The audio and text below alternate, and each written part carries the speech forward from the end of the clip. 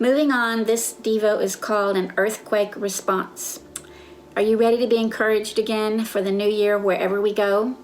You ready for another story full of intrigue mixed with an end story of encouragement? And this one is found in Acts chapter 16.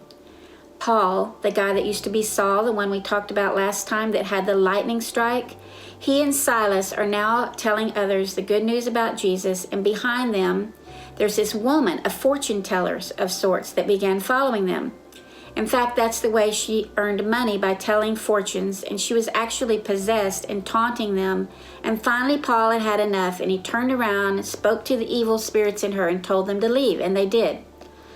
Right after that experience, the men that had hired this fortune teller lady seized Paul and Silas and dragged them to the authorities, accused them of throwing the city in an uproar with their teachings, and a big crowd joined in the attack, and these two guys that were doing what they were supposed to be doing were stripped, beaten severely, and thrown into jail. What a huge discouragement that must have been for them. And in verse 25, it says around midnight, these two guys were singing and praying, and these other prisoners heard them. Remember when we talked about the word exult, responding to the placement of God in our hearts? That's what they were doing, and it enabled them to extol him.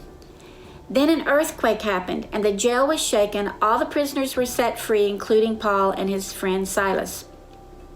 Even the jailer trembled, falling before Paul and Silas and asking about their God. Of course, they told the guy the simple truth that he just had to believe, and Paul and Silas were invited to his house, the jailer's house, to be cleaned, well treated, and well fed.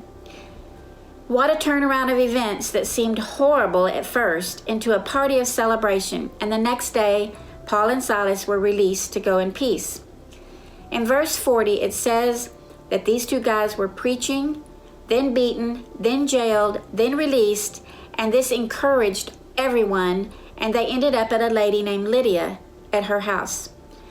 Lydia was a lady that had recently believed, and I would imagine that she had heard the turn of events for these two guys to whom she had heard preaching. It says many others were at her house, so maybe there was a big crowd gathered there to pray for Paul and Silas to get out of jail. I don't know. But we do know that Paul and Silas, upon exiting the jail, went there first and encouraged all the people. So it's important to notice several things in this story. The two guys were doing what they were supposed to be doing, and yet they were imprisoned for a time. There was purpose in their imprisonment, to minister freedom to those behind bars with them. The lady and her friends were praying and in need of encouragement about their prayers because they had heard of this awful attack and arrest, and encouragement came in the form of those who they had been praying for showing up at their door. All sorts of encouragement in this story. If we're obeying him and feeling defeated, we can rest assured that if we place him high, sing and worship, freedom is coming. And when freedom comes, or when we experience answered prayer, we need to be careful to let those who have been praying for us know about the win. If we've asked for prayer, we need to let those praying know that the answer has arrived.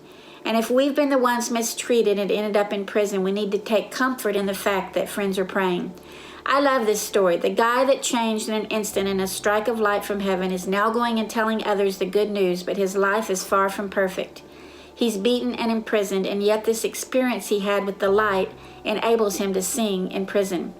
And I love the lady Lydia that humbly believed and offered her home, and how God made sure that these guys visited her first to offer encouragement. God is attentive in all the details from beginning to end in our lives. He never misses a mistreatment or a discouragement. He's right there to set us free along with those observing and praying for us. He's aware when we need to be encouraged, and he sends surprises to our front doors to do just that, even if it takes an earthquake to begin the shaking and the settling of all things into place.